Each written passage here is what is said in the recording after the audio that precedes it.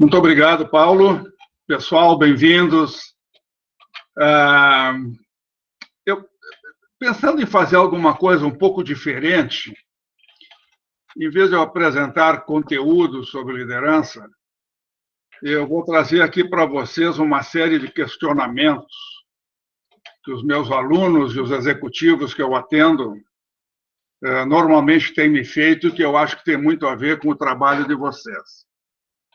Então, após eu apresentar essas questões, aí se elas já foram respondidas para vocês ou não, aí vocês complementam com as dúvidas que vocês tiverem.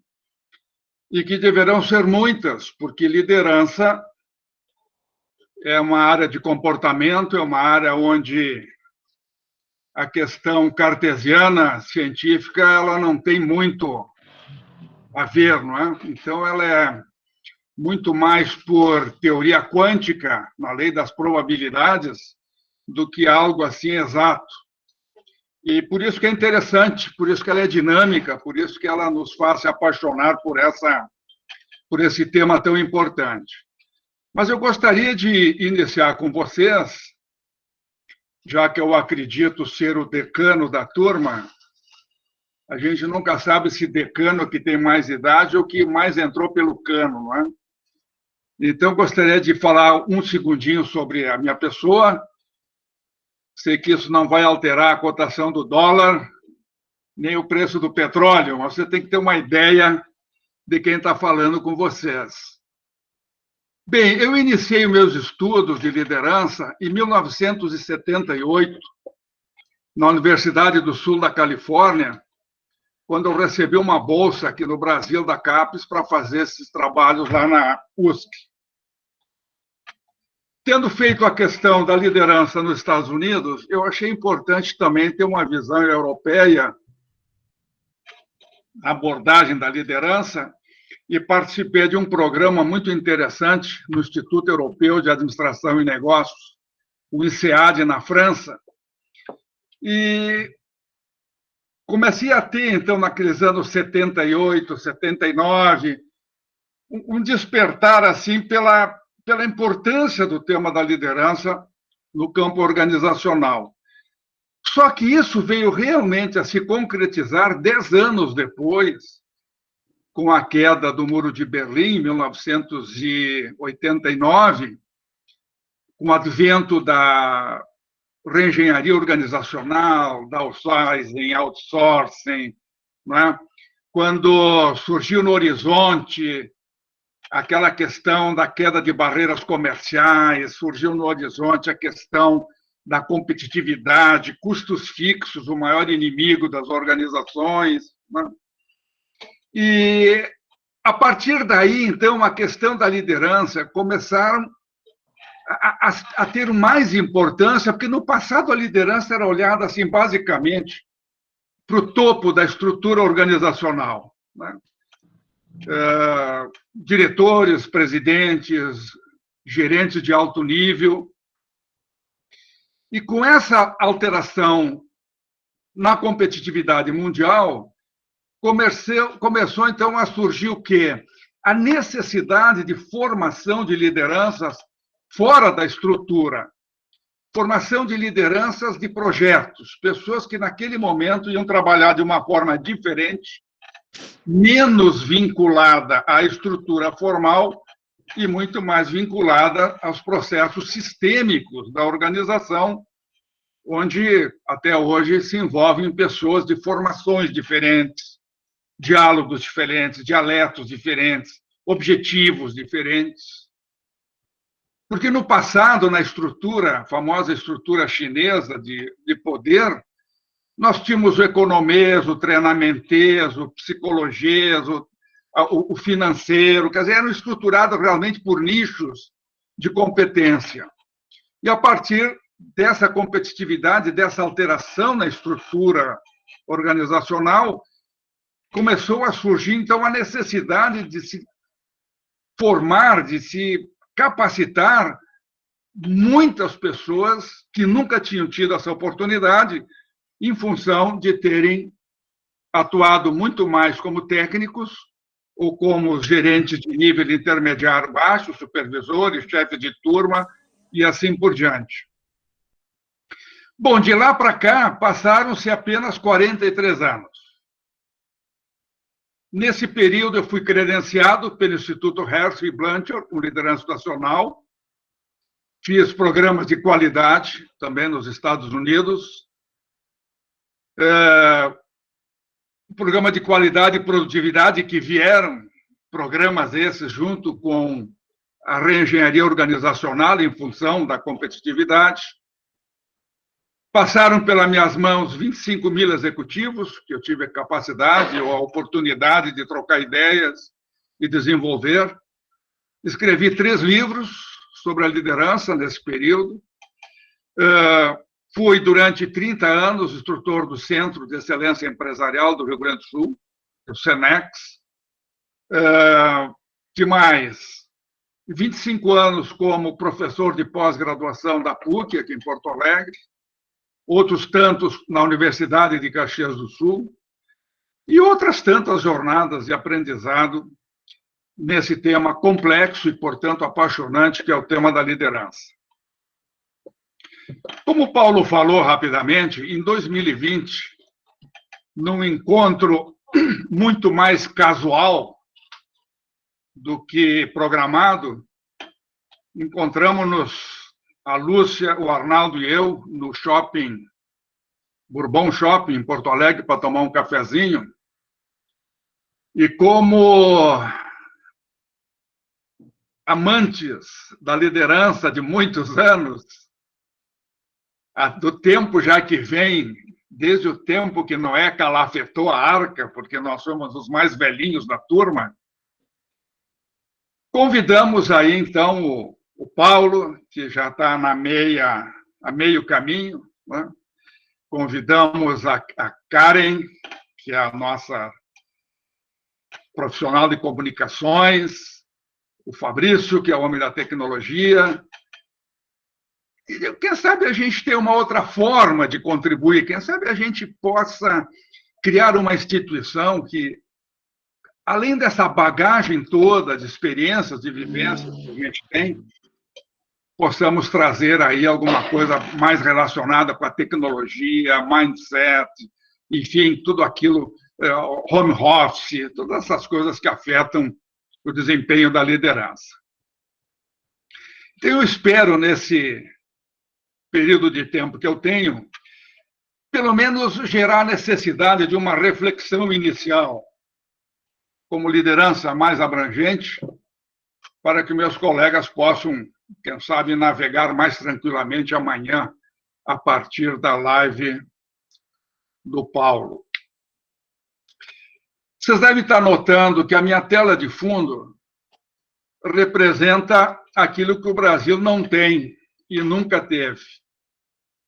Uma das grandes frustrações que eu tenho em trabalhar liderança esses anos todos. Essa fotografia foi tirada em 2016, no Museu do Louvre, em Paris, numa aula prática teórica de liderança para garotos entre 7 e 8 anos de idade. No Brasil, nós que já temos anos e anos de trabalho nesse campo, os nossos, não vou dizer alunos, porque liderança é uma outra relação, mas as pessoas que a gente trata de desenvolver dentro das organizações, normalmente na faixa dos 28, 30, 40 anos, no pós-graduação, 27, 28, 30. Né? Quando a gente vai para os Estados Unidos, né, tive algum tempo lá, qualquer cidadezinha, qualquer distrito tem sua academia de liderança, né, de jovens líderes e líderes adolescentes, suas chamadas academias de liderança. Né?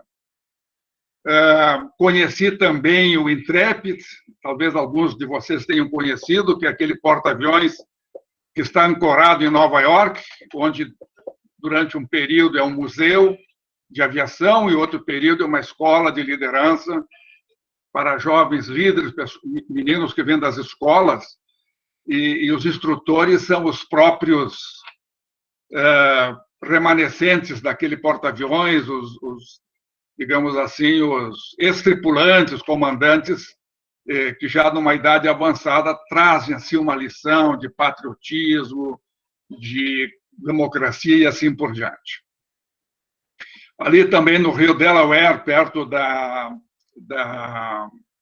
ali da própria New Jersey, né, temos ali também um cruzador imenso, mais premiado cruzador da Segunda Guerra Mundial, onde também há um museu de dia e recebe também jovens alunos para o seu desenvolvimento de lideranças desde cedo. Bom, feito isso, eu gostaria de tirar esse fundo de tela, que realmente são crianças ali, vocês estão vendo bastante jovens, na frente do quadro de Napoleão Bonaparte, considerado, né, um dos maiores líderes pelos franceses. Então, vou aqui tirar essa tela de fundo para não atrapalhar mais. Vamos ver aqui. Pano de fundo. Vou tirar fora. Pronto. Muito bom. Antes de iniciar as questões que mais nos afetam no campo da liderança, gostaria de contar para vocês uma pequena história verídica que aconteceu nos anos de 1898, por aí, na minha cidade natal, Caxias do Sul. O pessoal da região talvez lembrem dessa história, porque ela foi contada pelo meu avô, que era muito amigo de um grande líder da época da região, chamado Abramo Eberle.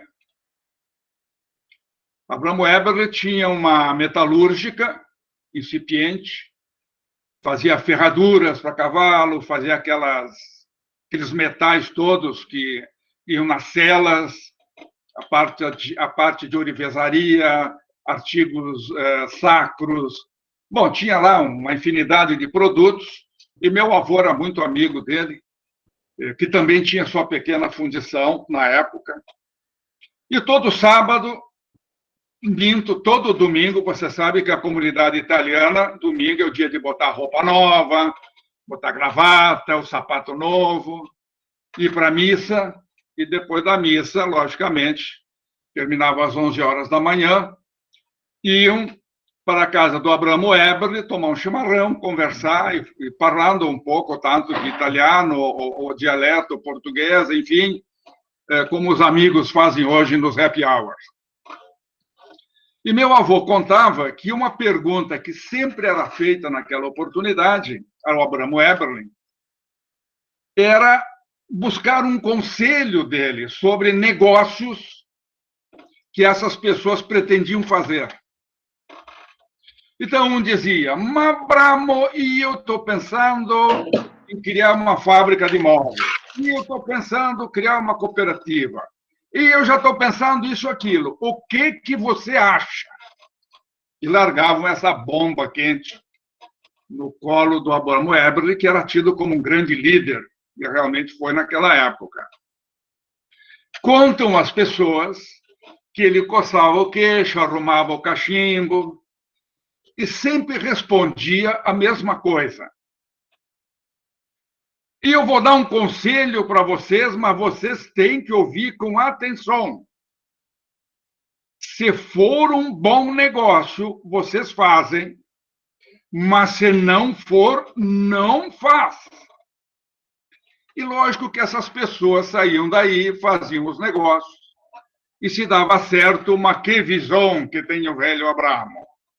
E se dava errada, mas por que eu não ouvi o conselho do Abramo? E lembrando disso, quando eu escrevi meu primeiro livro, eu disse todo o foco da liderança e das nossas vidas está nessa resposta.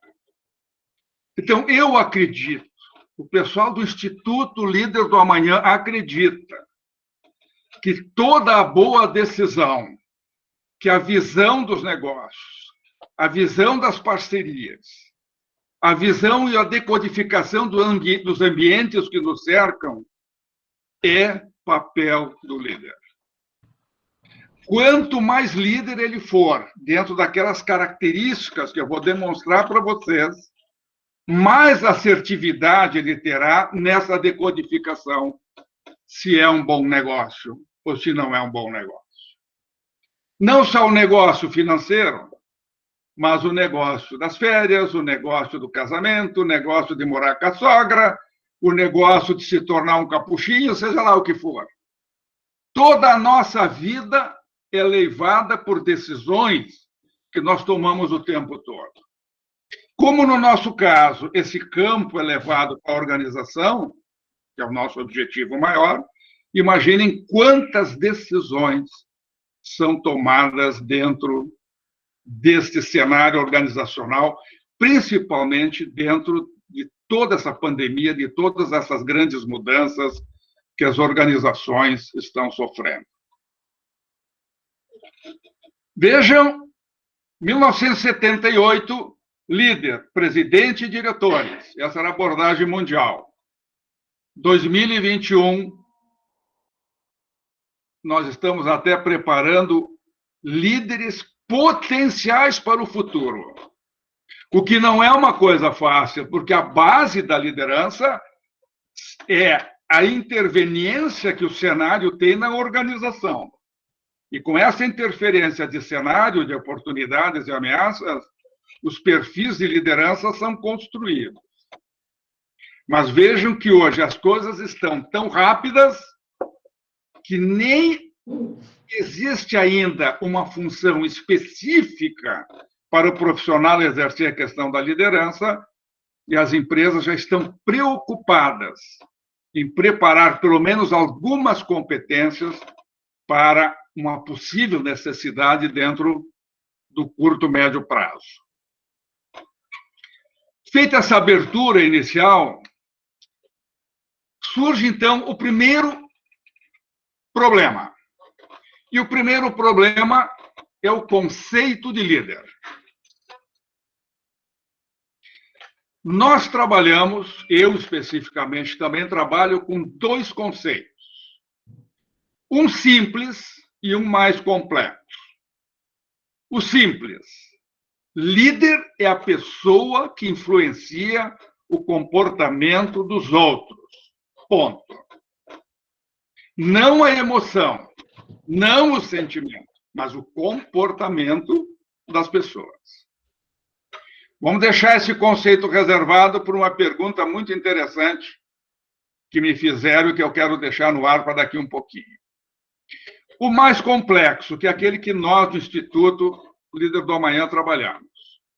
Líder é um indivíduo que possui um conjunto de competências comportamentais e conhecimentos técnicos específicos em determinada situação, na busca de objetivos comuns com o apoio dos liderados.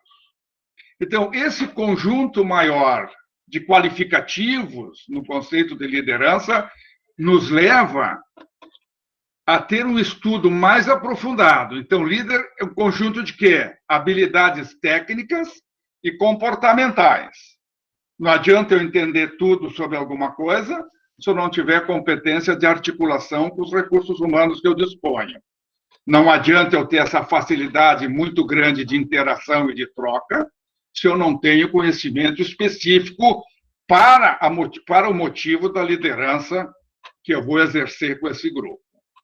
Se nós falarmos de objetivos comuns, sempre que o liderado perceber que o líder está conduzindo aquele esforço, está conduzindo aquela caminhada, que nem sempre é fácil, na busca de resultantes que contemplem empresa e indivíduo, haverá um fator muito importante em jogo e que se chama comprometimento. Todas as pessoas tendem a se comprometer quando a busca traz benefícios para ele também. É muito fácil explicar essa relação quando nós pegamos a teoria de motivação do Maslow e definimos necessidades e objetivos. Necessidades e atendimento a elas. e no meio a linha do comportamento. Todas as pessoas que se sentem contempladas na visão do líder tendem a apoiá-lo de forma bastante intensa e colaborativa. Então, se nós temos essa definição de liderança e a aceitamos, e nós temos, inclusive, como construir um conceito de liderança para determinada empresa, aí considerando a cultura organizacional, considerando os valores e a ética que essa organização tem como base estrutural do seu negócio, então nós podemos alterá-lo, porque o que interessa não é o conceito do Instituto e nem o do Weber, nem do Hersten, nem do Blanchard. O que interessa é aquele conceito que vai contemplar toda essa massa de pensamentos de inteligência levados pelo corpo organizacional, que são as pessoas que o constroem. Um conceito construído a várias mãos é um conceito que tem muito mais capacidade de ser atendido. E liderança é unanimidade? Essa é uma pergunta que me fazem. Não é unanimidade. E, paralela a essa questão, líder tem prazo de validade? Um cara que é líder excelente numa atividade, será líder excelente em outra atividade também? Eu vivi isso na carne. Eu fui, no grupo Klabin, Votorantim, um líder de projetos. E fui muito bem de desempenho em determinada atividade e era escolhido automaticamente para outras atividades. Eu digo, mas eu não conheço, eu não tenho domínio. Não, mas você vai liderar um grupo agora na melhoria da caldeira de força. Mas eu não sei nem onde fica a caldeira. Então, respondendo essas duas questões, liderança nunca foi unanimidade. Para mim, fulano é um líder. Ok, para ti sim, para mim não. Eu até o reconheço como líder, porque ele consegue influenciar muitas pessoas, mas para mim, não. Então, acho que isso é muito importante, isso é normal, isso faz parte do processo. Por isso que na escolha de um líder pelo seu grupo, é evidente que quanto maior for o número de pessoas que enxergarem essa pessoa como líder, melhor e mais fácil será o seu desempenho e obter o comprometimento do grupo. Mas não há necessidade. Se nós não tivemos unanimidade há 2000 anos atrás, com aquele que só veio fazer o bem e trazer uma mensagem de amor, não é nós, simples mortais, que vamos agora definir, puxa, o líder é unânime. Isso é muito perigoso. E líder tem prazo de validade? Claro que tem. Por que no passado, pessoal, tinha o líder nato? Meu pai falava isso, meu avô falava isso. Mas esse é um líder nato. Existia um líder nato porque a roda da mudança, os cenários, se modificavam muito lentamente. O planejamento no Japão era feito para 100 anos. No Brasil, nós planejávamos para 7 anos, 5 anos. Planejamento quinquenal. Né? Então, quando a roda da mudança, e o Arnaldo vai falar isso na sexta-feira, ela acelera, o processo de desatualização do líder também se acelera. Por isso que o pessoal de recursos humanos tem que ficar muito atento, porque se o líder se desatualiza, ou ele é reciclado, ou o próprio grupo o substitui. Ou o que é pior, o líder desatualizado vai ficar na mão, literalmente, das pessoas que detêm o conhecimento no seu grupo. E ou ele vai travar esse grupo, ou as pessoas passarão a desconsiderá-lo, criando um ambiente muito ruim. Então, eu diria, liderança não é unanimidade e o líder tem prazo de validade. Eu gostaria até depois, mais no final, ali, mostrar um pequeno gráfico para vocês. Qual é a régua que mede a competência de um líder? Não, Weber, o que mede a competência de um líder é a última linha do balanço, é o resultado da empresa, é o resultado do projeto. Nós gostaríamos de modificar um pouquinho essa visão e dizer que a única régua que realmente mede a competência de um líder é o nível, a intensidade do comprometimento que ele obtém dos seus liderados. Pensem um pouquinho. Milhões de pessoas no mundo, na história da humanidade, deram a sua vida, literalmente sua vida física, para atender à visão de seus líderes. Tal o nível de comprometimento que eles tinham com o seu líder e com a visão que ele apregoava. Então, não há nenhuma dúvida de nós afirmarmos que a liderança é o maior poder que existe entre as pessoas. Nós lembrarmos o que falou Hirohito, quando o Japão estava para cair na mão dos americanos, os americanos já estavam quase que chegando, já que todas aquelas ilhas ao redor do Japão já estavam tomadas, e o primeiro-ministro, não, o imperador japonês jamais falava, né, na imprensa, no público, e ele tomou o microfone para dizer: jamais pés impuros pisaram o solo sagrado do Império Japonês. Milhares de jovens se ofereceram para serem kamikazes e se jogarem contra os porta-aviões americanos. Milhões de cristãos se jogavam nas arenas de Roma, morrendo pelos seus líderes. Quantos morreram naquela marcha conhecida de Mahatma Gandhi na direção do Paquistão para construir a grande Índia? E ali milhões de pessoas o acompanhando no momento em que ele foi assassinado. Então, esse comprometimento é a régua, porque se eu tenho um comprometimento intenso, que é mais do que motivação eu quero fazer. O comprometimento eu vou fazer, mesmo que eu tenha que enfrentar o meu líder, porque a minha ideia, a minha opinião de que o caminho que o líder escolheu está errado, eu vou confrontar com ele. Claro, logicamente, com o devida forma, o devido jeito, dentro de uma relação de respeito, mas eu vou até que eu o convença do contrário ou seja convencido. Qualquer um dos dois que seja convencido aumenta mais ainda essa relação de comprometimento. Weber. Então, um líder que quer ter sucesso, veja como está seu grupo, veja como está sua equipe, veja como está seu time. Quando um presidente de uma organização quer saber se a empresa está comprometida com seus objetivos,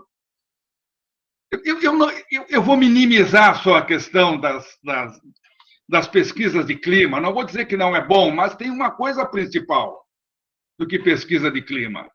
É o próprio presidente ouvir as pessoas. Quando chega no final do ano, é comum para nós, 5 que fazemos parte, 6 aqui do Instituto, recebermos convite para fazermos palestras sobre motivação nas empresas. Eu digo, mas por que você está me convidando? Não, porque é bom uma pessoa de fora, vai trazer uma mensagem, não está comprometida. Mas esse é o equívoco. Não adianta Filipão, Bernardinho, não adianta o menino. O maior motivador que existe numa organização é o seu líder máximo. Coloca o presidente da empresa a falar no auditório. Coloca o presidente da empresa a dar uma mensagem de otimismo ou de dificuldade. Esse vai unir as pessoas. Nós não vamos conseguir. Nós vamos, quem sabe, mexer com o inconsciente, mexer com a emoção das pessoas. Porque nós vamos falar de família, nós vamos falar de dedicação. Os mais antigos seguramente irão chorar, ficarão com lágrimas nos olhos. Passada meia hora depois da palestra, já nem lembro mais da palestra. Agora, daquilo que o presidente falou, eles vão lembrar. Porque esse é o cara. Esse é aquele que, em última hipótese, está no vértice do comando e da liderança. Que bom quando o presidente de uma organização, os diretores de uma organização, têm o poder da hierarquia e o poder da liderança. Weber, só para te interromper aqui um pouquinho, tem uma pergunta aqui do Tiago Souza. Por favor. Ele não ficou claro para ele a questão do prazo de validade do líder. O prazo de validade do líder é a desatualização que ele se propõe a fazer. Se ele se atualizar constantemente na questão do conhecimento e na questão de relações interpessoais, ele vai conseguir. Mas a coisa é mais complexa ainda, porque há uma engrenagem ao redor do líder, do grupo, há uma engrenagem ao redor da empresa que não para de se movimentar. Veja, eu tenho uma equipe de 10 pessoas que estão trabalhando muito bem para resolver a questão A. De repente, essa questão A, tecnicamente, ela se modifica. Pode ser um processo tecnológico, pode ser um processo produtivo, pode ser uma mudança de sócio. Essa empresa foi comprada, agora a cultura é outra. Então, se não houver uma readequação da competência do líder frente a essas coisas novas que estão acontecendo, ele vai perdendo o prazo de validade. Pelo outro lado, se ele tem uma equipe de 10 pessoas e mudam 5, entram pessoas de maturidade baixa, essas outras que ficaram estão desmotivadas, e o líder não consegue mais esse nível de influência que ele conseguiu antes, significa que o resultado dele, que a validade dele como líder, está perdendo espaço. Talvez quando eu responder uma questão mais direta sobre maturidade dos liderados e do próprio líder, talvez fique um pouquinho mais claro. Tem mais um complemento aqui, Weber. A questão do atualizado é só estudar mais. Desculpe, eu não ouvi direito. A questão de se atualizar é só estudar mais. Não. Veja, o grande risco de se falar em liderança é não ter um roteiro. Porque falar de liderança é falar da vida. E quando você fala em estudar mais, eu vou ter que dizer estudar mais e se atualizar mais naquilo que interessa à organização. Onde as universidades falharam?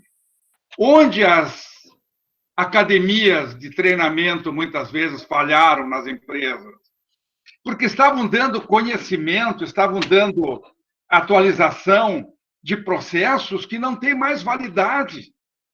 O único conhecimento que tem validade no campo da liderança é o conhecimento aplicável. Esse é o grande gap que existe entre aquilo que o estudante aprende numa universidade e aquilo que a sociedade precisa. Tanto é que as empresas começaram a criar as universidades corporativas, que também têm problemas, sofreram o mesmo problema que a universidade. Contrataram equipe de professores de TI que também se desatualizaram. Então, foi uma cópia remediada dos processos universitários. E eles diziam na entrada do funcionário que ia ser atualizado, ou o funcionário que estava entrando, diziam assim: esqueçam tudo que vocês aprenderam. Nós vamos ensinar agora o que vocês precisam saber. Então, o conhecimento por si só, não. O conhecimento aplicável, a vivência, a sabedoria, eu vou falar um pouquinho depois de sabedoria. Sabedoria não, aumentar a sabedoria sempre é positivo. Aumentar o conhecimento, nem sempre. Nem sempre. Muito conhecimento, Arnaldo vai falar isso no último dia, começa a criar paradigmas muito arraigados na cabeça das pessoas. Pau, pedra. Aí querem que o cara seja criativo. Ele não consegue ser criativo. Então, o conhecimento ele tem que estar focado aonde? Uma visão sistêmica do todo, visão de mundo, nós vamos falar nisso, empresa, equipe, de si mesmo, e olhando sempre aquilo que a organização se propõe a atingir. Agora, tudo isso, logicamente, faz parte de uma vivência obtida ao longo dos anos e que, como a liderança é comportamento, pode mudar sem dúvida nenhuma, não é? Uma pergunta extremamente interessante, e eu gostaria aqui dessa reflexão de vocês. Quando no seminário que eu faço o primeiro módulo, normalmente eu pergunto que as pessoas citem líderes conhecidos, mortos, mundiais, militares, religiosos, quem eles quiserem. E, evidentemente, que vem aqueles que são campeões e que são ao concurso, que sempre aparecem, né? Jesus Cristo, Hitler, aí vem lá o Mao Tse-tung, aí vem Mahatma Gandhi, Madre Teresa, e aí vem aqueles líderes que a grande maioria conhece pela história.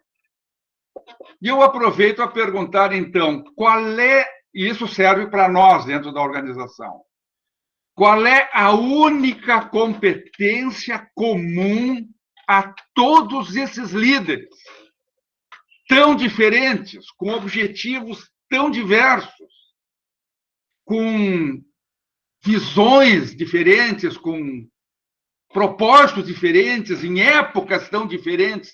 Qual seria a única competência comum a todos? Porque se você não tiver essa competência, a tua liderança sobe o risco de durar muito pouco. E possivelmente não seja liderança, seja uma chefia, algo mandatório que você vai executar. E essa competência, imaginem Jesus Cristo, imaginem Mahatma Gandhi, imaginem Martin Luther King, imaginem esses grandes líderes diferentes, a capacidade extraordinária que eles tiveram de identificar, de diagnosticar as necessidades dos seus liderados e colocarem diante deles a possibilidade de ser atingida.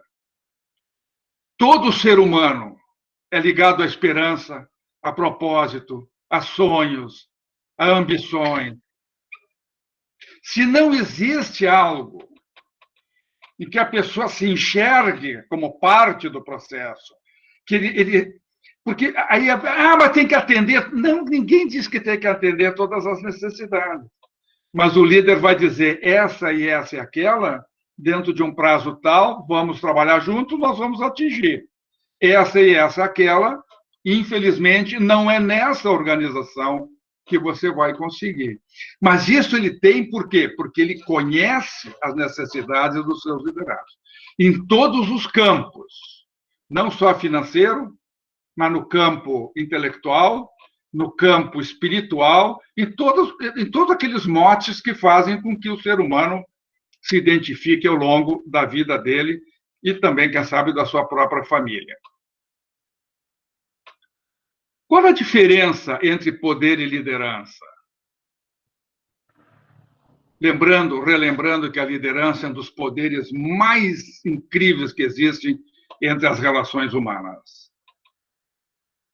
Nunca se esqueçam que o poder normalmente está vinculado à hierarquia, que ainda existe, menos, mas ainda existe. Então, o poder ele vem de cima para baixo na estrutura e é outorga normalmente concedida pelo capital, pelo dono da empresa, seja lá pelo que for. A liderança, o poder vem de baixo para cima. É aquele em que o que está embaixo como liderado outorga aquele que ele deseja que seja seu líder, esteja ele ou não na estrutura organizacional. Eu sempre digo, exercitar a liderança dentro do seu processo mais complexo é ser, por exemplo, um líder de projeto. E que você não tem poder nenhum sobre os teus liderados, a não ser o fato de ter sido escolhido por eles, ou aceito por eles. Você não dispõe de todo o tempo deles, você tem que negociar tempo. Você não tem, muitas vezes, o orçamento necessário para o projeto ir à frente, você tem que negociar orçamento. E você tem uma equipe multidisciplinar, que vem de várias fontes da organização. Pessoas que muitas vezes você recebe totalmente desconhecidas, tanto na sua capacidade intelectual de conhecimento técnico, quanto na sua capacidade relacional de trabalhar como time, como equipe. Então, é muito importante fazer essa diferença para aqueles que fazem treinamento e desenvolvimento de lideranças. Eu sempre brinco, que bom que o camarada, além de ter o poder da liderança, tem o poder da hierarquia, porque ele está com o talão de cheque na mão. Fica muito mais fácil para ele negociar junto aos seus pares hierárquicos do que aquele que, muitas vezes, tem que batalhar no dia a dia para conseguir esses recursos. Quando que nós lideramos?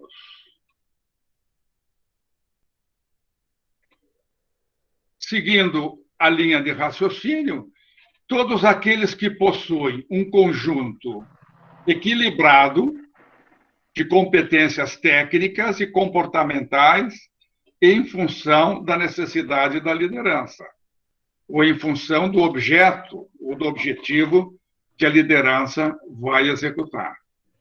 Então, hoje existe aí um conjunto de ferramentas que o Instituto utiliza para poder fazer essa relação entre o perfil da liderança e o perfil que a situação está exigindo. Mas me pulou aqui a pergunta que está aqui agora. Quem é líder? Eu adoro essa pergunta. Quem é líder? Se nós pegarmos aquele conceito simplificado, líder é aquele que tem o poder de influência sobre os outros, a resposta fica simples. Todos nós somos líderes. Todos nós estaremos, em determinado momento, exercitando a função de liderança na razão direta que nós estamos influenciando outras pessoas.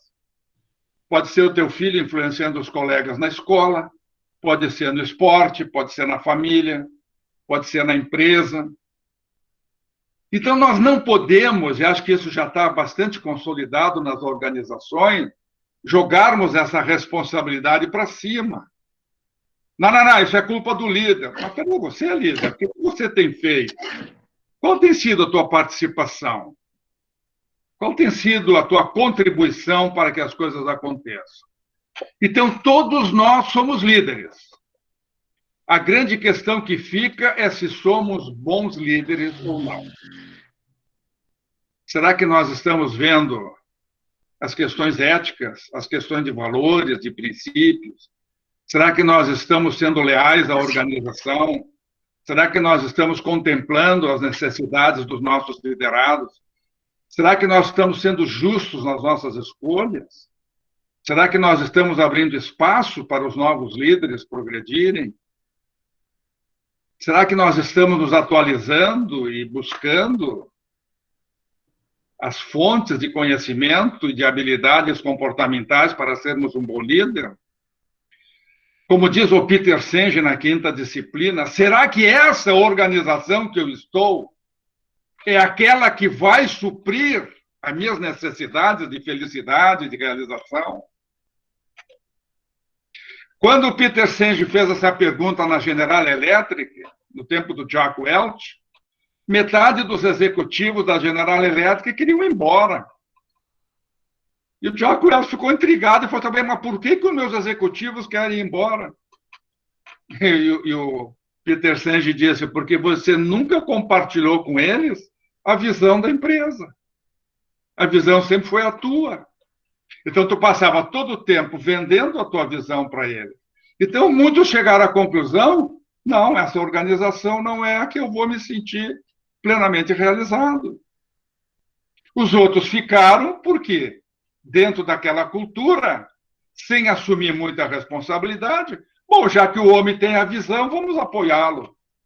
Mas isso não gera diferença. A diferença gera quando você escolhe a pessoa e pede para ela participar do processo de definição da visão da liderança. Agora, o líder também não pode trazer todas as pessoas para construir essa visão se essas pessoas não tiverem aquilo que nós chamamos de maturidade profissional, que é composto de uma série de fatores que, se a pessoa não tem, cabe ao líder desenvolver.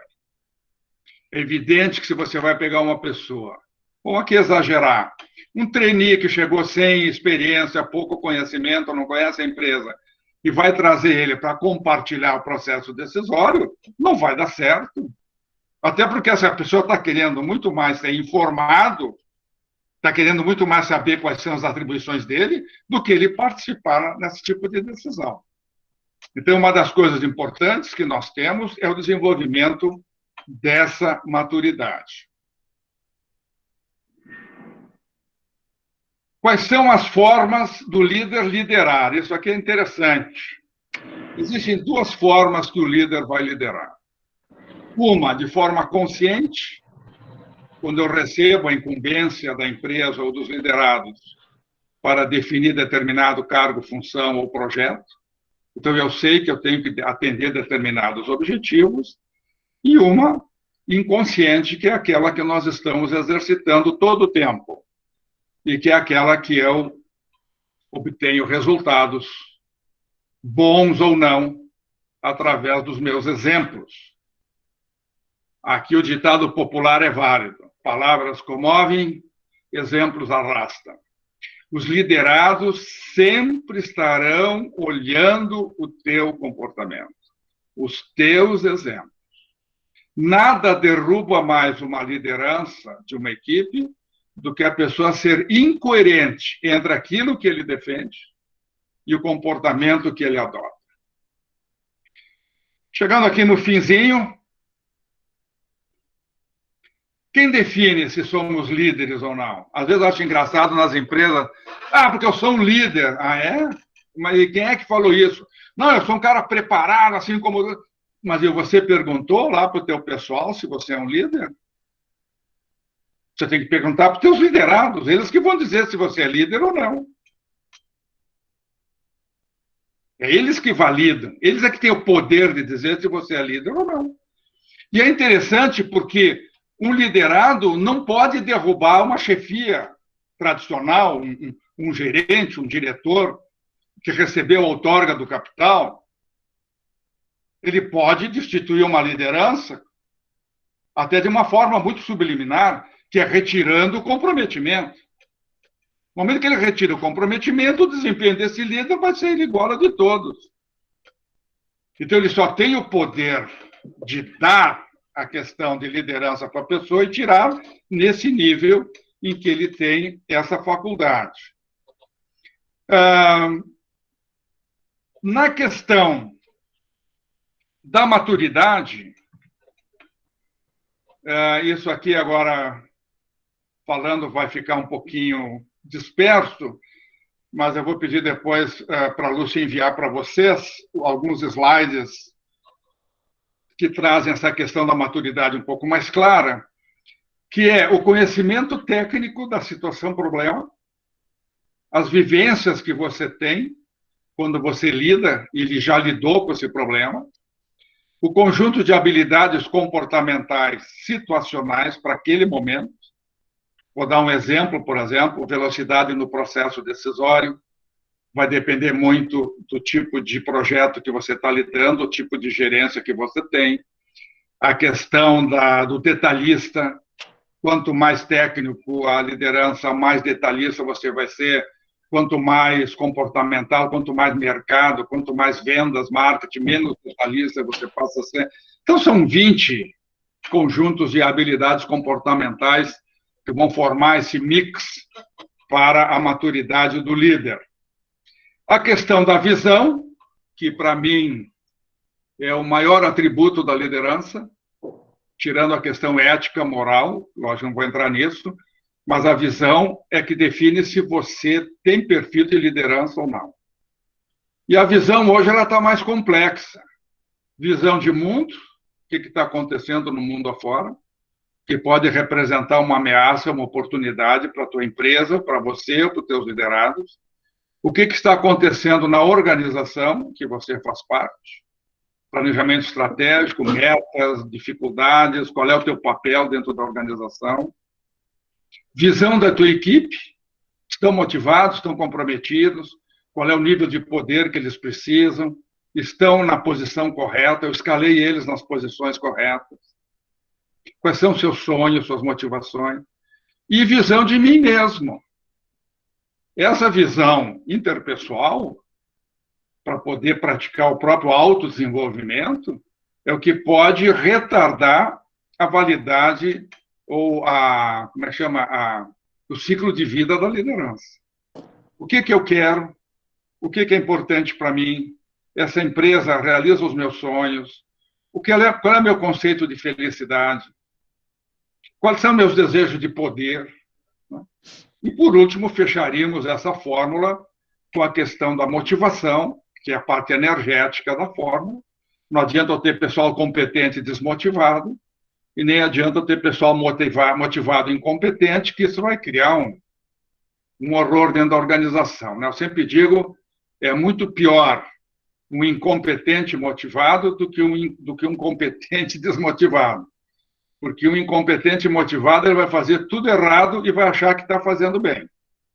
E as questões éticas e as questões que vão dar sustentação a esse tipo de liderança. Como proporcionar uma maior autonomia aos liderados? Essa é uma pergunta que também me chegou, logicamente, pelo desenvolvimento das suas maturidades para poder exercitar a delegação. A delegação de poder na liderança é o estado da arte da liderança, por uma razão muito simples. A velocidade das mudanças ocorre muito rápido. Muitas vezes não dá tempo de você preparar uma pessoa ao longo de meses para depois delegar para essa pessoa.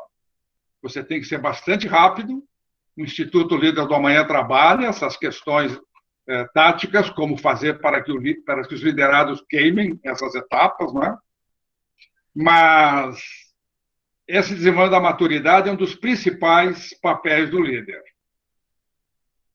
Quando que o líder percebe que perdeu a liderança dos seus liderados? Sem dúvida nenhuma, pelos resultados que essa equipe vem obtendo. Aí são resultados matemáticos, científicos, não tem como errar, e também pela motivação, pelo brilho nos olhos, pelo comprometimento da sua equipe. Se a pessoa está desmotivada, os resultados estão caindo, realmente está existindo alguma coisa entre líderes e liderados. Quando que o líder identifica que perdeu a liderança das ações? Uma seria positiva, quando a maturidade plena dos liderados é atingida. Isso, em vez de causar alegria para os líderes, alguns ficam frustrados, que ele trabalha bastante tempo com uma equipe, e essa equipe começa a alçar voo, começa a tomar seu rumo próprio, e o líder quer travar. Mas isso é altamente benéfico, quer dizer, a maturidade daquele grupo subiu e, quem sabe, ali nessa equipe não estão os futuros líderes da organização. Negativa, já falei, quando os resultados não são atingidos, quando há processo de comunicação entre líderes e liderados, né? Karen vai trabalhar isso com vocês. Queda na maturidade do grupo, o líder está atuando num projeto A, esse projeto A sofre profundas modificações, o líder não se atualiza, vai acabar perdendo essa liderança. Ou pelo ingresso de novos liderados dentro desse grupo, que também podem ocasionar esse problema. Encerrando, eu queria dizer nessa primeira fase que nós temos um mote, nós temos uma máxima do Instituto Líder do Amanhã.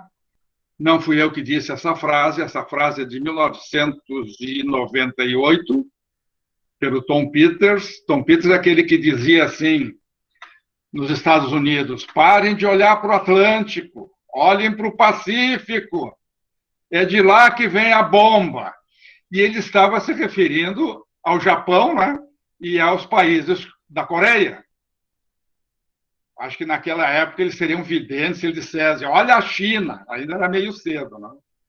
Mas esse cara disse assim, feliz a organização que tem líderes liderando líderes. Então, o grande papel do Instituto Líder do Amanhã é transformar líderes liderando líderes. Tem que haver uma simbiose muito grande. Eu sei que não é fácil. Um presidente de empresa, 3 anos atrás, fui fazer um trabalho de desenvolvimento de liderança na área gerencial, e ele soube que uma das áreas que eu falava era a área da delegação de autoridade. Ele suspendeu o programa, ele quis fazer primeiro para toda a diretoria, com a justificativa que na empresa dele não havia delegação. Ele era o cara. Tudo tinha que passar por ele. Então, fizemos esse primeiro seminário e eu dizia assim, presidente, seu vendedor está lá vendendo motores. Ele tem uma liberdade de negociar preço? Ah, não, ele tem lá uma faixa de negociação. Seu contador passou o dia fazendo balanços lá, fazendo lançamentos contábeis. Ele tem liberdade? Tem. E o que é isso a não ser delegação? Não, mas eu achei que tinha que entregar todas as decisões da empresa, que meu avô... Não, pelo amor de Deus. A melhor coisa que o líder pode fazer é comprar uma caixa, desculpe, de foguetes e soltar foguete todo dia que ele consegue alguém para delegar atribuições. Até porque a responsabilidade não é para quem ele delegou, é dele. Então, ele só delega o poder, ele não delega a responsabilidade. Então, essa incompreensão, muitas vezes, de líderes liderando líderes, sofre algumas barreiras, mas não tem outro caminho. Pessoal de RH, eu participei muito tempo de RH. Eu fui vendedor de cursos, comprador de cursos, gestor de cursos. No meu primeiro livro, que todos que participam do nosso programa, eu mando os livros. Aliás, vocês que participaram dessa live vão receber um deles.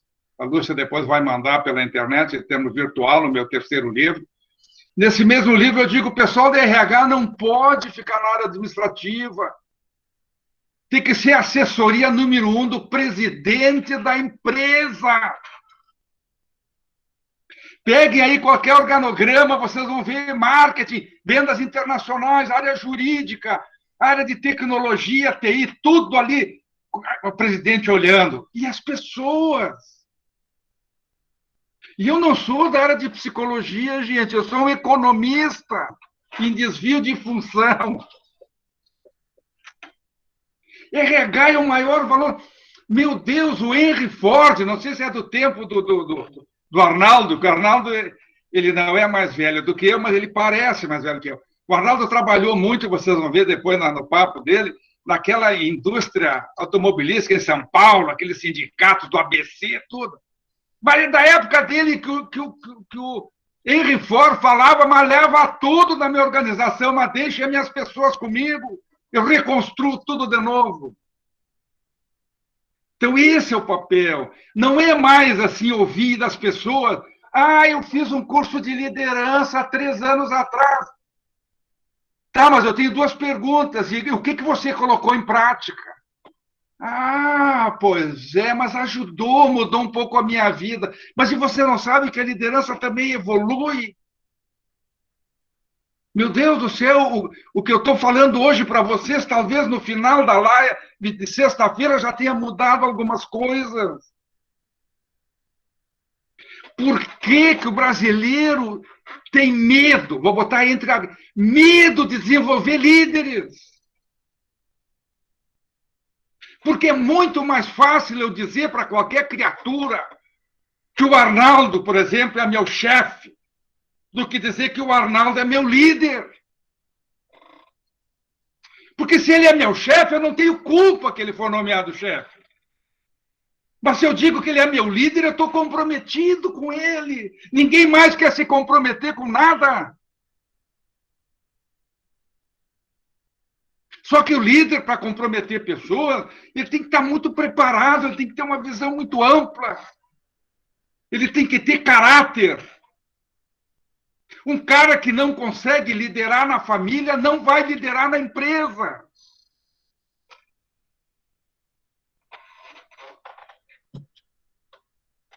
Vê se tem uma última aqui. No Instituto Líder do Amanhã, no blog que está ali, tem mais de 50 artigos sobre liderança escritos pelos nossos parceiros e que dizem muito da nossa maneira de enxergar a liderança. Acho que por ali vocês podem fazer uma boa avaliação. Estão as nossas empresas clientes ao longo desses anos todos, não do Instituto, que é recente, mas de nós profissionais. Eu fico louco aqui no Brasil porque eu falhei. Eu disse na Fiergs isso. Eu disse no Senex isso. E digo para todo mundo. Eu falhei como um profissional de liderança de não ter lutado mais pela inclusão de jovens líderes nos processos. Consegui, depois de aquele fundo de tela de 2016, que eu mostrei para vocês no Louvre, em Paris, aquelas crianças estudando, eu levei 10 anos para conseguir que a Universidade de Caxias instituísse a primeira escola de jovens lideranças. Está lá, funcionando. Um pouco desviada dos objetivos que era o projeto. Porque a gente também tem que entender que há um mercado, há custos, as universidades estão passando um período ruim. Mas nós não podemos abrir mão. O nosso sonho do Instituto é que amanhã depois a gente possa ter um programa especificamente para jovens. Tudo bem, não precisa ser 7, 8, 9 anos de idade, mas que sejam 16, 17, 18, pessoas pré-universitárias. O camarada tem que entrar numa universidade sabendo o que é liderança, sabendo o que se espera dele. Onde é que estão os líderes no país? Vamos lembrar uma Angela Merkel, que é aplaudida na Alemanha inteira, pelo mundo inteiro. Vamos lembrar uma Margaret Thatcher, que metade, o pessoal que não gostava dela ficou do lado direito da rua, os que gostavam do lado esquerdo, no enterro dela, do sepultamento, um grupo vaiando e um grupo aplaudindo, porque eles entendiam a questão da liderança. Nós que temos esse poder fantástico de influência, pessoal de recursos humanos, gestores, presidentes de organização. Nos Estados Unidos, o desenvolvimento de mulheres líderes, mas já tem décadas. Agora está começando no Brasil.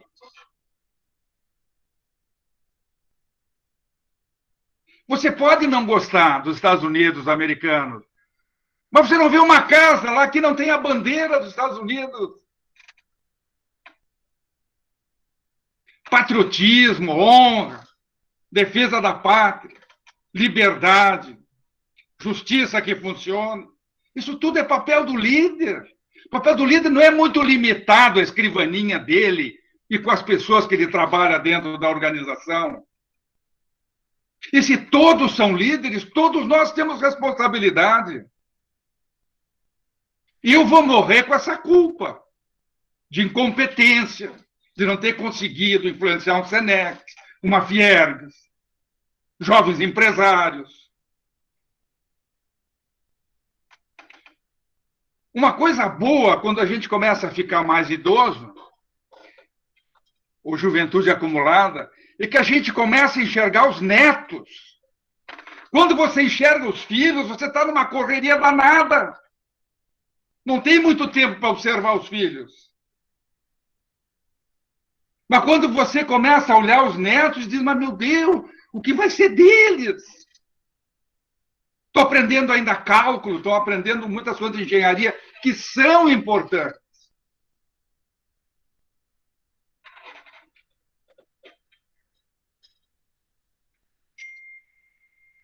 Lúcia, temos como colocar aqueles 4, 5 slidezinhos aí, para o pessoal ver? Senão a gente remete aí para o pessoal, né?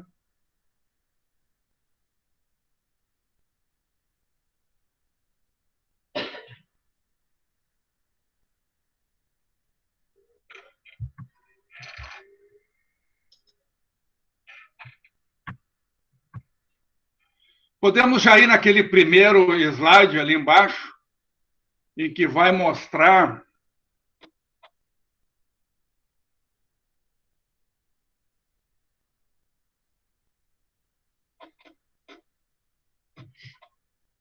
não?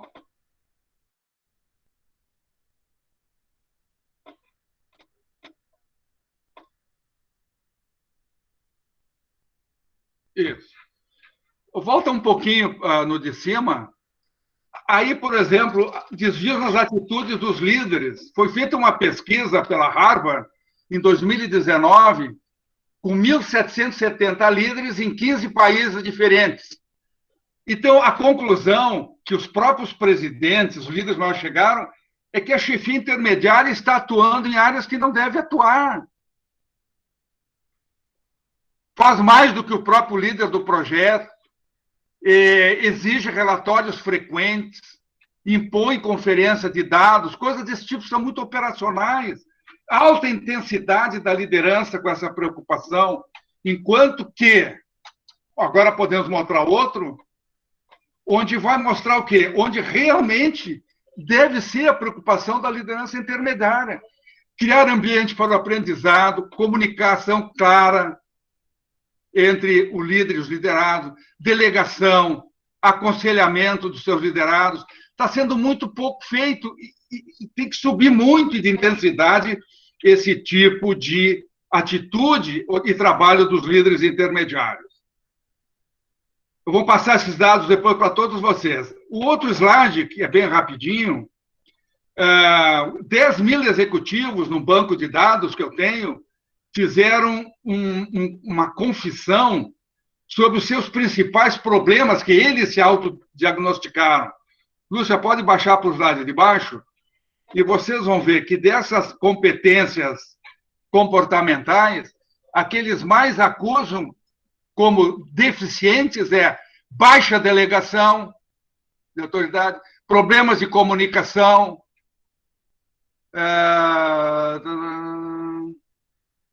aqui está um pouquinho. Então, eles próprios reconhecem que têm dificuldades, inclusive pela própria mudança, reengenharia organizacional que teve nos últimos anos. Né? Está aqui em letra maior, eu faço e depois não lembro. Criatividade, inovação, comunicação e delegação. Partes falhas do líder intermediário. Vamos para o seguinte. Diferenças entre os perfis. Então, você trabalha como líder uma comunidade multidisciplinar, uma comunidade num projeto que vem de várias áreas da organização, quando os perfis são totalmente diferentes. Então, você bota numa mesma reunião um líder financeiro e um líder de marketing, os perfis são completamente antagônicos. Um tem que decidir rápido, o outro tem que ser devagar. Um tem que ter visão ampla, outro tem que ter visão restrita. Um tem que ser excelente comunicador, o outro nem tanto. Então, veja a dificuldade que um líder tem também no campo da equalização dos modelos mentais que estão envolvidos na questão das reuniões de equipe, que no passado eram estratificados por competência. Finanças com finança, projeto com projeto. Hoje não, hoje nós temos essa mescla incrível, maravilhosa, onde cada reunião multidisciplinar se transforma num foco de aprendizado continuado. Podemos descer duas. Então, vejam, essa figura ela é muito interessante, porque ela tem 2 ou 3 colunas, são redondas ou são quadradas. Imagine que isso é a área problema. Alguns vão responder, não, são 2 redondas, 3 redondas, 2 quadradas. E qual seria a resposta mais adequada na visão do líder? Depende. Depende do quê? Depende do modelo mental da criatura. Um engenheiro possivelmente vai enxergar 3 colunas redondas. O cara de marketing vai enxergar 2 quadradas. E assim por diante. Então, como fazer essa equalização da visão do problema dentro de modelos mentais diferentes? Através da discussão, do debate, da capacidade de ouvir. Alguém tem que dizer em determinado momento, pessoal, ok, as questões de engenharia do problema nós entendemos. E como é que fica a área financeira, o custo disso aí? Ok, o custo agora eu entendi, mas a questão de mercado, de share, nós temos que dar uma olhada porque não está contemplado. Então, essa capacidade do líder compreender que cada um dos seus liderados vão enxergar o problema de maneira diferente. E que ele tem que trabalhar essa questão de modelos mentais. Não estou dizendo fazer que todo mundo pense igual, mas compreender que as pessoas não só têm o direito, mas é importante que pensem diferente. Mas que tem que ver todas as nuances do problema. Se eu olhar essa figura de cima para baixo, são 2 quadradas. Se eu olhar de baixo para cima, são 3 redondas. Ou seja, todo o problema ou a sua solução vai se apresentar de acordo com o ângulo que eu olhar. É o ângulo financeiro, é o ângulo de mercado, é o ângulo da tecnologia, é o ângulo da engenharia. Então, isso é importante. E nós trabalhamos muito essa questão dos modelos mentais, da equalização de problemas. Podemos passar a seguinte, que é a maturidade, que eu já falei para vocês, né? Todos esses fatores baseados em princípios e valores éticos. Podemos passar para a seguinte, porque houve uma pergunta de um participante sobre a validade do líder, se o líder tem prazo de validade. Então, nós temos ali, ó, podemos ver um conjunto de competências, a fórmula da maturidade contornando o ambiente X, que é a situação que o líder está vivenciando. Só que esse é um processo dinâmico que vai se transformar numa ambiência Y durante algum tempo. E que o conhecimento, a experiência, a habilidades, a visão, a motivação serão outras. Então, todo líder que ficar parado na ambiência X, seguramente é um líder com prazo de validade comprometido. O seguinte, nós temos alguns benchmarks, 3 instituições, principalmente no meu módulo 1 do curso, que é Oxford, Harvard e a Universidade de Kent. E algumas relações que eu estabeleci, mais informais, com a Universidade de Columbia, em Nova York. Mas vejam, vamos baixar. Por exemplo, a Oxford University tem essa visão do indivíduo como líder das equipes, sendo lideradas da organização como um todo, e a liderança no núcleo social, que é aquele que transcende a própria organização. Não é? O foco principal para nós é que nós trabalhamos essa questão individual de perfis para cada uma dos desafios que líderes e liderados vão exercitar. Nós sabemos que muitas organizações já fazem isso, mas estão cometendo um pecado mortal. Não estão atualizando os perfis na mesma velocidade que as mudanças estão acontecendo. Então, aquele raio, aquela dicotomia que está aí, aquela distorção, são as incompatibilidades que existem de perfis que o RH, o que a gerência estabeleceu, e que não foi atualizada. Então, deve haver dentro da organização, dentro do seu plano de desenvolvimento, um processo de permanente atualização e desenvolvimento dos perfis. Então, essa é a visão de Oxford. Na visão seguinte, que é a visão de Harvard, por favor, Lúcia. Por isso que eu passei para ti isso aí, viu?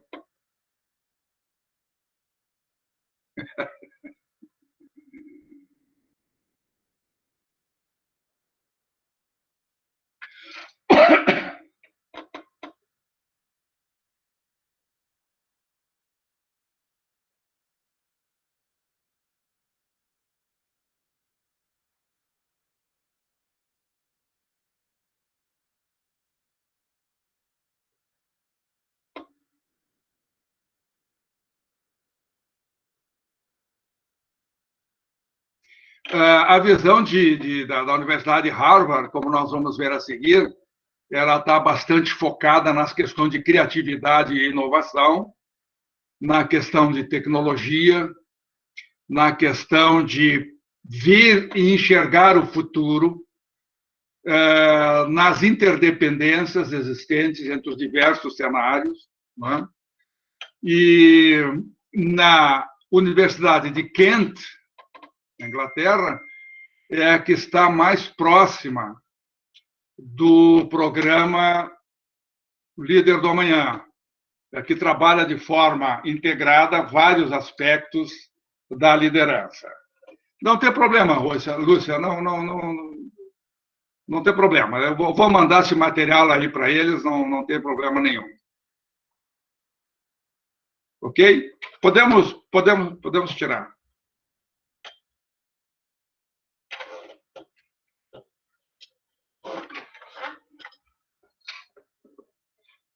Bom, só para encerrar, então, a parte, essa apresentação de slides, resumo, e a gravação vai estar disponível para vocês.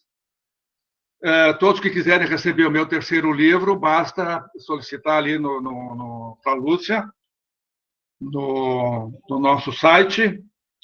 E, logicamente, que quem participa aí do programa depois receberá a biblioteca inteira que nós temos no Instituto sobre Liderança.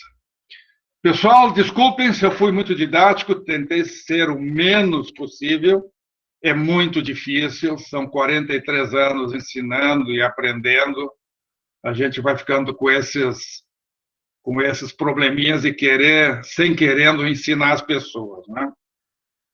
Fico à disposição para qualquer questão e dúvidas que vocês queiram colocar.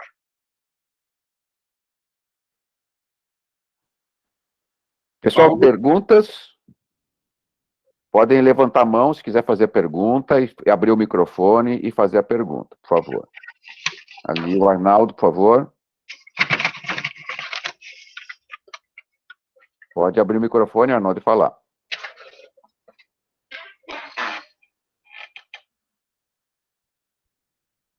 Arnaldo.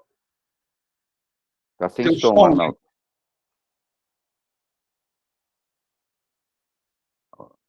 Alguém mais quer falar? O Arnaldo não está conseguindo falar. Está sem o áudio. Obrigado, e quem agradeceu a minha participação. Eu fico muito feliz. Eu sempre digo que, para mim, falar sobre liderança é uma coisa que eu tenho paixão, né? Arnaldo, faz a pergunta no chat que eu leio a pergunta. Mais alguém, pessoal? Weber, enquanto o Arnaldo está fazendo a pergunta ali, você disse a questão da maturidade, né, do líder, maturidade dos liderados e o nível de liderança, né, o perfil de liderança que o líder deve agir, né? Então, uma questão recorrente nas empresas é essa questão da mudança. Nós vivemos em mudança. Mudanças tecnológicas, mudanças de cenário, mudanças que nós estamos enfrentando agora de comportamentos, né? Então, a gente vive em mudanças, né? Então, uma coisa recorrente é que pode ser o liderado, vamos falar do liderado, depois a gente pode falar do líder. O liderado, ele é vamos dizer assim, alguém que já tem uma grande experiência, um grande conhecimento, mas ele está de frente a uma nova tarefa, que nunca exerceu antes. E o líder está naquela dinâmica, né, que ele tem que fazer as coisas, tem que atender aos resultados, enfim, e não percebe isso, ele já está acostumado a delegar para esse liderado que tem esse nível de maturidade alto, só que agora tem tarefas diferentes, né? Houve uma mudança de cenário, então ele vai lá e delega para esse. Como é que ele tem que agir nesse novo momento, né? Com esse liderado que está enfrentando uma tarefa nova, um desafio novo? É interessante, deixa eu começar a fazer um comentário de que esse liderado, ele possivelmente também foi ou será líder em algum momento, né? Então, se ele já tem esse tipo de aprendizado, já foi líder de um projeto e hoje ele é liderado, porque entre líder e liderado não tem estrutura, ninguém foi rebaixado aqui, apenas são papéis diferentes. Ele mesmo liderado, quando ele não compreende muito bem uma tarefa, ele se assessora com o líder. E o líder, no caso, que já tem experiência com ele, que ele já foi bem em outros projetos, ele pode muito bem compartilhar as alternativas com esse liderado. Ele pode orientá-lo, que é um estilo de liderança mais educativo, coaching, no caso, né? Seria, quem sabe, um coaching mais técnico. E ali ele pode, o líder, se servir também do pessoal de recursos humanos para a montagem dos programas de desenvolvimento. Ele pode, eventualmente, com o conhecimento dele e dos outros membros do grupo, fazer grupos de aprendizagem, quem sabe mais ensina para quem sabe menos, no caso. Se mudou o projeto e os conhecimentos normalmente nunca são iguais, né? Sempre é uma escala de domínio um pouco maior, um pouco menor. Ele pode fazer esse tipo de parceria com seus próprios liderados. Então, nesse caso, não me parece o caso mais complexo, porque, a não ser que ele não tome nenhuma providência e faça isso no automático, ele só vai se dar conta quando os resultados começarem a cair, a produtividade vai começar a cair. Aí ele já vai pagar um preço. Então, é bom que, no exercício de vários projetos, várias lideranças, ele também entra no automático em diagnosticar a capacidade técnica do indivíduo e a sua competência de relacionamento.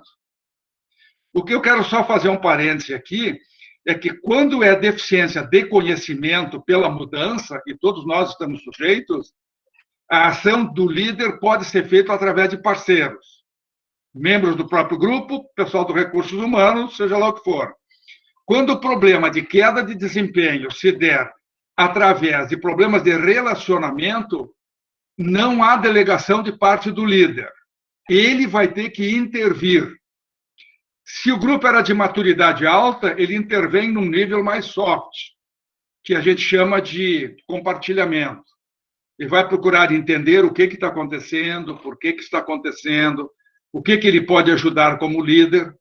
Se isso não resolve, ele vai, então, para um nível um pouco mais agressivo, que seria de informação, ou seja, você vai fazer isso e aquilo, por isso e aquilo.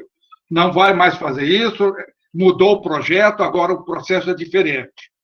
Ou se realmente não acontecer nada, ele quiser uma tentativa final, que seria aquilo que nós chamamos de um estilo 1 mais agressivo de liderança, ele começa desde o início o desenvolvimento do líder, definindo, sem possibilidade de debate, o que esse liderado tem que fazer. Mas, seguramente, esse já é um momento em que talvez seja melhor, tanto por vontade do liderado, do grupo ou do próprio líder, buscar uma pessoa com conhecimento mais... O que é importante é que as pessoas não se sintam certos ou errados, que tem bom e que tem ruim. O que tem é se gera resultado, produtividade, ou se não gera. Nós tivemos, nos últimos anos, as pessoas mais competentes da empresa foram punidas por as pessoas de recursos humanos, por alguns gerentes, que não permitiam que essa pessoa se atualizasse, porque eles eram insubstituíveis. Como eles eram bons, eu não podia abrir mão deles. Então, aquele incompetente, aquele que não está sendo usado, eu colocava ele, até como uma maneira de me ver livre dele, em programas de treinamento e desenvolvimento, o que deixava de ser o quê? O que representava uma premiação por mau comportamento. Então, cabe ao próprio liderado dizer para o líder assim, essa parte eu não conheço, eu não domino. Eu preciso que invistam em mim ou me deem um tempo para que eu possa chegar lá. Então, tudo isso que era difícil numa relação chefe-subordinado é muito claro na relação líder e liderado. E é isso que se trabalha o tempo todo, essas competências, nos nossos programas de desenvolvimento. Tinha uma pergunta da Karen, a Karen está com a mão levantada, a Karen quer fazer? Oi, Paulo. Weber, tem duas questões que o Arnaldo comenta no chat sobre o quanto desde cedo nós somos cobrados para sermos os melhores. E aí ele coloca, né, que até nos comparam com alguns, sermos melhores em tudo que fazemos, e quando entramos na universidade temos que fazer trabalho em grupo. E quem lidera esses grupos? Acho que ele estava também levantando esses pontos para ser pensado. E logo abaixo, o Matheus também coloca que dentro das universidades tem várias disciplinas obrigatórias, mas nenhuma é colocado a liderança.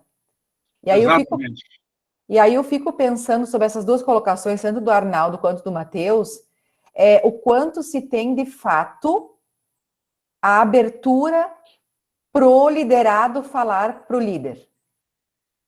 Porque muitas vezes é noticiado que se tem, mas não se tem.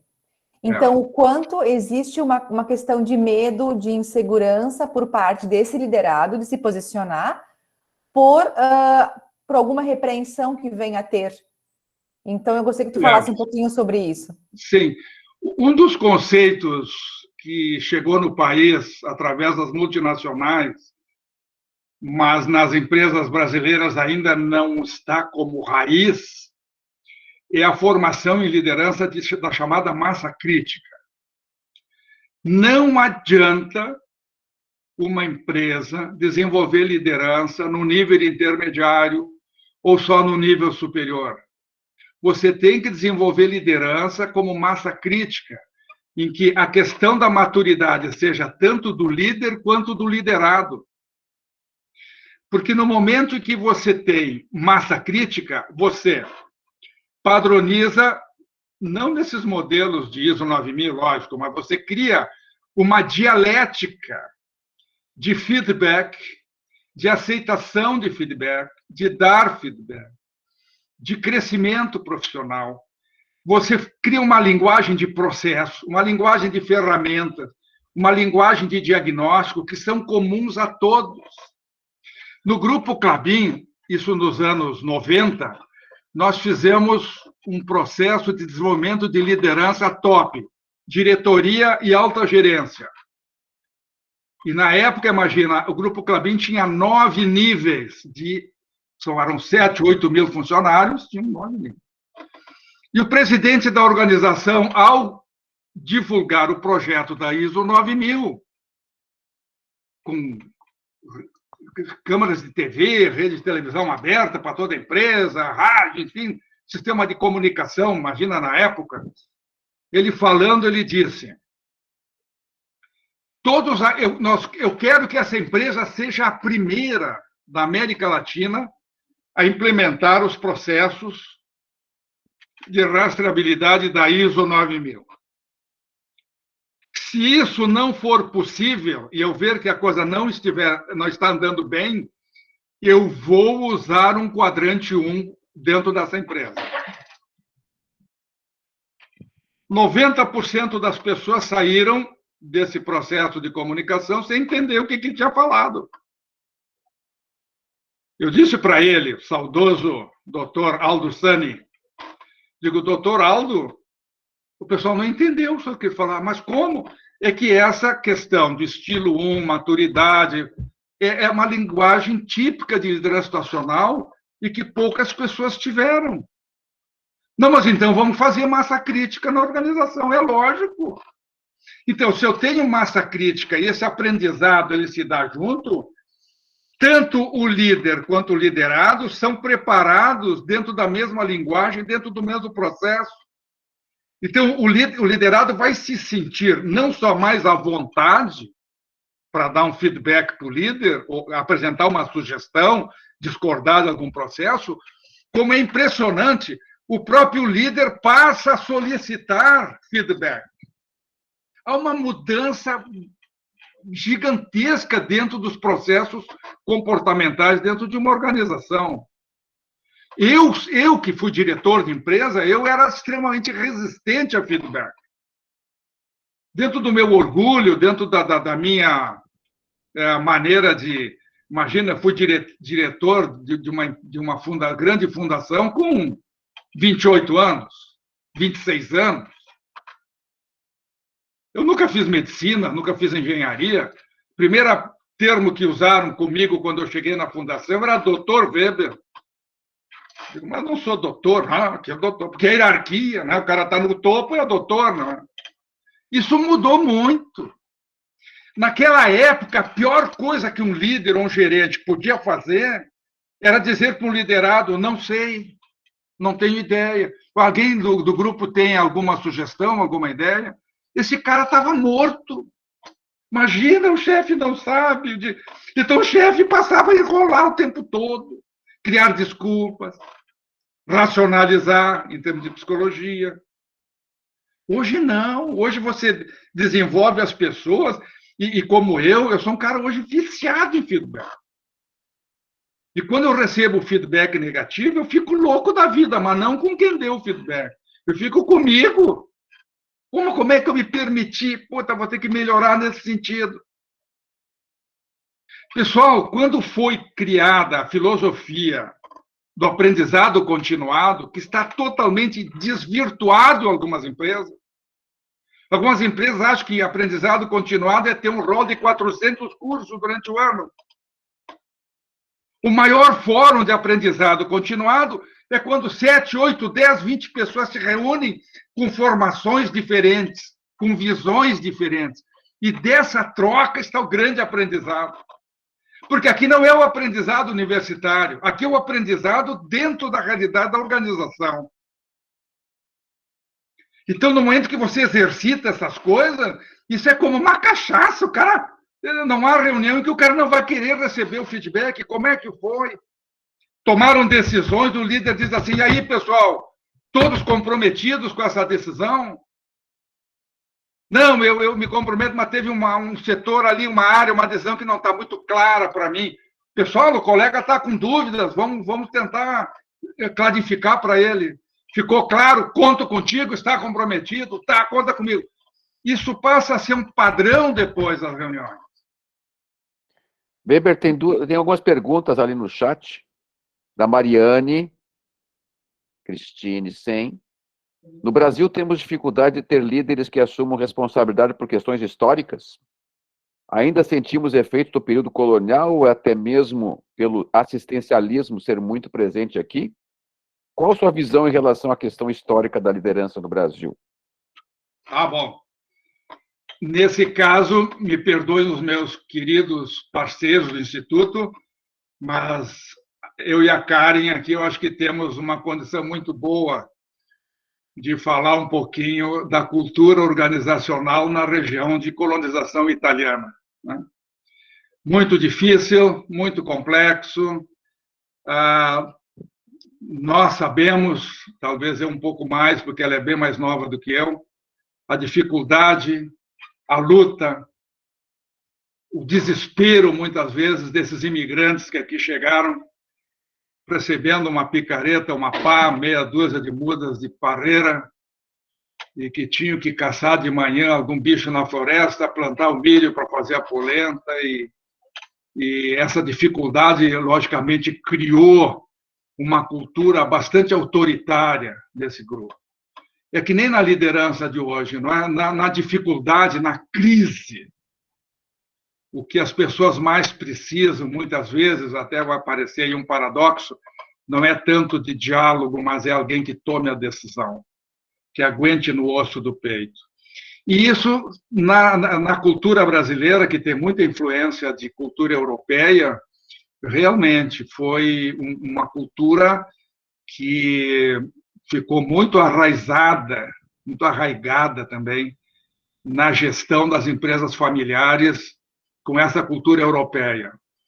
Nesse caso, mais de participação, mais de envolvimento, ela realmente começou mais nos Estados Unidos, né, com planejamento estratégico, administração por objetivo, né, apesar que planejamento estratégico, eu não vou queimar aí aquilo que o Arnaldo vai falar, mas, por incrível que pareça, ainda hoje ele é tão diretivo, ele é tão centralizado, que muitas vezes se transforma num documento que vai para a gaveta, porque ninguém está comprometido com aquilo, não é?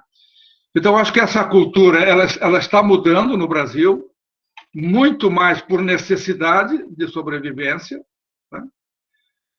aquilo que o Akio Morita da Sony falava, né? O maior fator indutor da mudança é o bafo na nuca, né? No momento que você se sentir ameaçado, você muda. E acho que as organizações do Brasil... Eu vejo aqui, ali em Bento Gonçalves também, empresários que construíram grandes corporações não estão mais simplesmente nomeando seus filhos como sucessores, mas estão contratando profissionais, executivos de mercado e preparando os seus filhos desde a base, né, começando lá no chão de fábrica, para poder depois fazer um processo de sucessão. Mas é uma mudança difícil, é dura, mas é uma questão de sobrevivência. É uma questão de sobrevivência. Weber, tem mais duas questões no chat e tem mais o João Goicis, que está com a mão levantada ali. Mas vamos pela ordem aqui. Vamos pela ordem aqui. O João Benedito Filho, essa questão levantada pela Karen não se deve muitas vezes à forma que o liderado aborda o líder? Ao invés de entender ou querer compreender, não o afrontam? Sem dúvida. Você me fez lembrar aqui de uma passagem. Às vezes eu gosto de citar passagem de livros, né? Mas eu gosto mesmo de citar vivências minhas ao longo desses anos todos. Vocês imaginem. Eu estava fazendo consultoria numa empresa onde o presidente, São Paulo, aqui no Rio Grande do Sul, muito diretivo, muito autoritário, engenheiro, baixinho e careca, quer dizer, todo o estereótipo do cara que não cumprimentava nem a mãe dele. Eu o admirava muito, porque era um homem muito racional. Tal. E ele, às vezes, me perguntava, mas, Weber, você acha que eu devo, na apresentação do projeto tal, no auditório, abrir para o pessoal participar, dar ideias, além dos gerentes, logicamente, que já trabalharam no projeto? Eu digo, olha, isso é uma mudança de cultura, isso seria excelente, maravilhoso.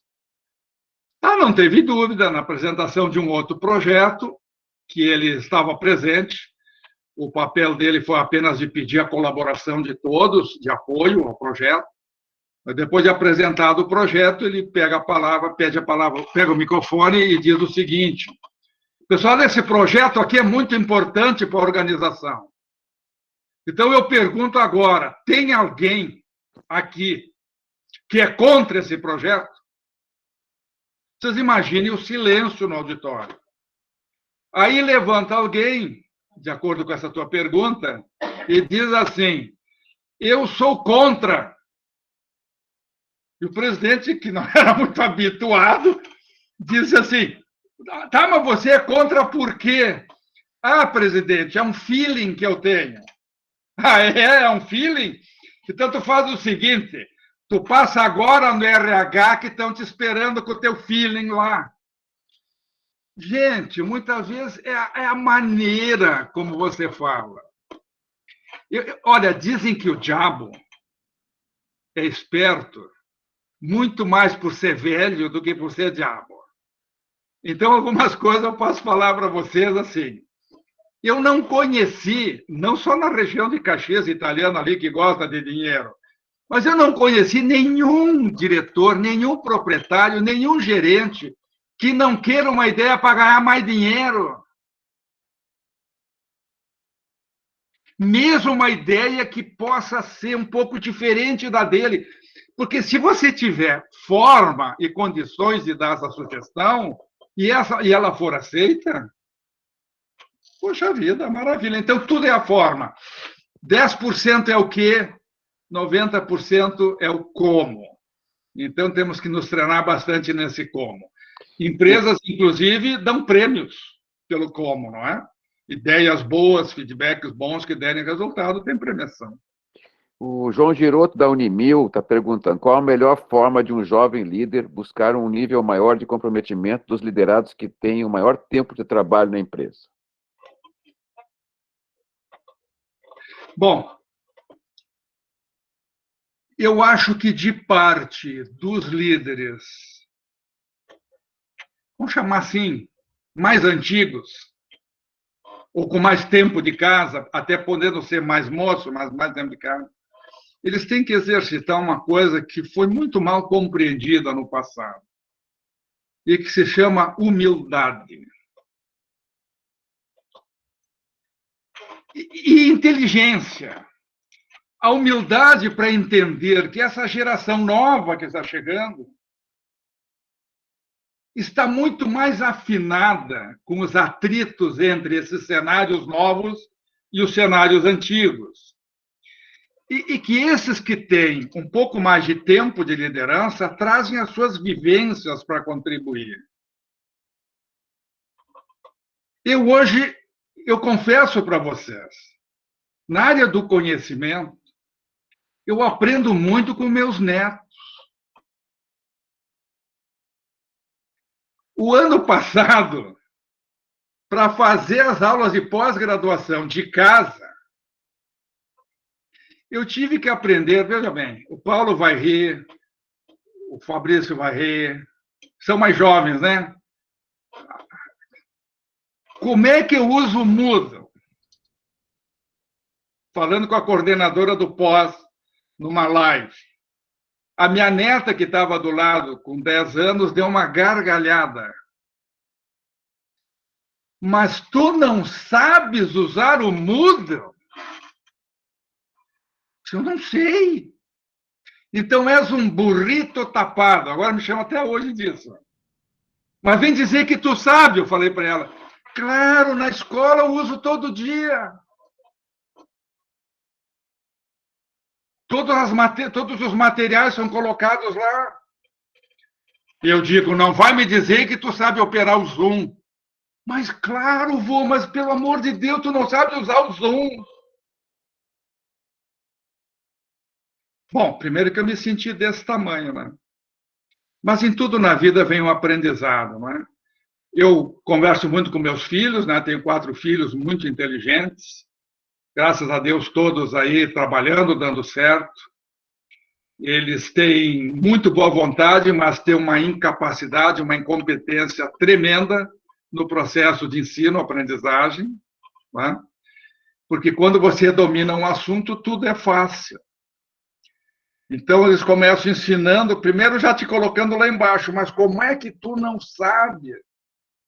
É só apertar aqui, olha ali como deu. Digo, cara, pelo amor de Deus, cara, me ensina passo a passo. Eu sou do milênio passado.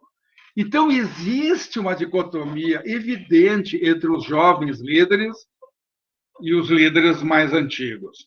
E eu vou dizer para vocês, essa dicotomia ela é muito maior ainda nas questões de relacionamento.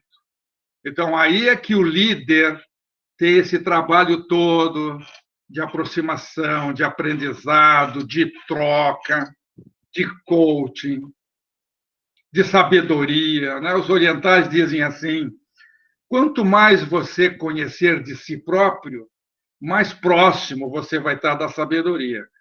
Então, eu diria para esse pessoal aí que é um pouquinho mais antiguinho, com prazo de validade mais próximo, tem que ter abertura, né, com esse pessoal jovem que está chegando aí. É um pessoal que tem excelentes ideias, é um pessoal que tem muita vontade, tem muita pressa. Acho que essa ansiedade da juventude tem que ser um pouco trabalhada. Nós, do Instituto, andávamos meio ansiosos esses dias, até que eu fui pegar lá nos alfarrábios do Confúcio. Não que eu tenha convivido na época dele, eu não sou tão velho assim, né? Mas ele dizia que a paciência é uma árvore de raízes amargas e de frutos doces.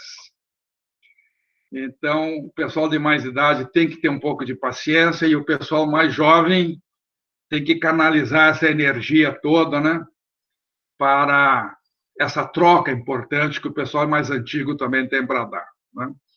Sempre fui um admirador muito interessante da cultura oriental, né, como os jovens ouvem e se importam de sua educação de família, né, com os mais velhos, né? Não é a nossa cultura, mas seria legal isso.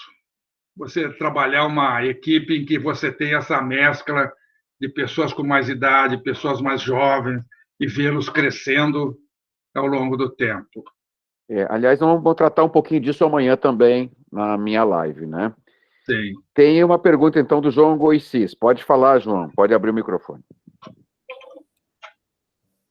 Weber, boa noite.